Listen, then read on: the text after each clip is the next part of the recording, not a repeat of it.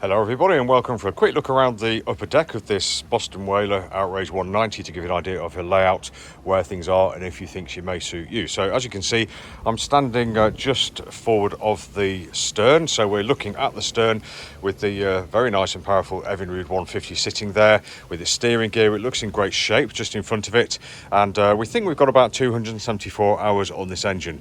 We've got a bunged off drain there. You can see in this well here that we've got an electric bilge pump by the looks of it, which is all good just to drain that away.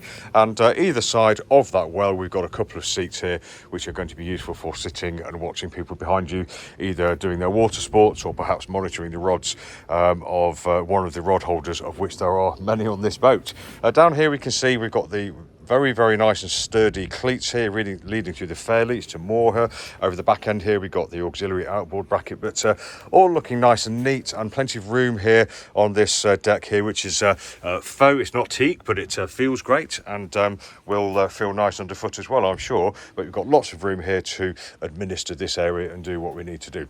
So we'll carry on around the starboard side, and as you can see we've got the cleat here and fairlead 2, and we've got a rod holder here, and we've got some net holders underneath here, another rod holder to the starboard side, and a mirror image on the port side. Basically just looking briefly into inboard and behind the helm seat, you can see a couple of cup holders or bottle holders there, and you can see just inside here we do have a small locker there, and situated at the stern as well we also have a small locker underneath there. Not sure what's on this one because it's screwed shut, but we'll find out one day. But really useful for your bits and pieces, no doubt.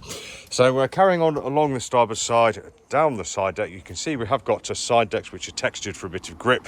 Nice midships cleats there, so that's going to be really helpful if you're short-handed or if you're solo for coming alongside, etc. And then coming to the helm area, you can see what a great space we've got. We've got a nice big seat stroke lumbar rest here. We have a backrest as well, so at speed we're going to be comfortable. We've got something to put your bits and pieces into here. We've got a nice fold down footrest as well, and a Boston Whaler branded foot pad there. Just underneath here you can see we've got more of a footrest. We have access to the electrics underneath there and an extinguisher. And if I just step back a tiny bit, you can see that we've got a great big lovely bimini over us, and that's going to keep the sun and the rain off us in this country, and that also helps gives us something to hang on to, as well as the actual built-in grab rails around the really rather quite large screen around the helm. All good stuff. So what controls have we got? Well, we've got our throttle here, we've got trim controls here, we've got it looks like we have engine speed here, we have the engine tacho here, and of course the electronics are turned off because the boat is turned off at the moment. Wheel steering, obviously, cup handle, and if you just look underneath here we have a roll-up locker here, plenty of room in there for all of your gubbins, your bits and pieces, your phones, etc. On top we've got cup holders, we have got the compass, and also we've got a nice little Raymarine there too, very handy, right in your field of view, and of course you've got good protection around you, but a great view forwards too.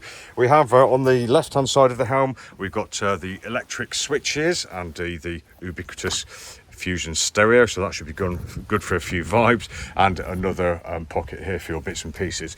All very conventionally laid out, and that's great because it's the conventional layouts have stood the test of time.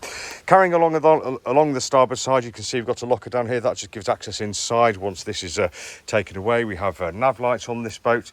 We've got port and starboard stereo speakers here, we've got handles as well, and as we get to here we can see that the guardrails start, so we're feeling nice and comfortable inside. And you can also see this very large, I haven't seen it up yet, but this looks like a very large bimini that sticks up and over, which is always nice to have. And on the foredeck here we can see we've got two nice large sunbeds. Here we've got a forward facing seat for 1 or 2, which looks great.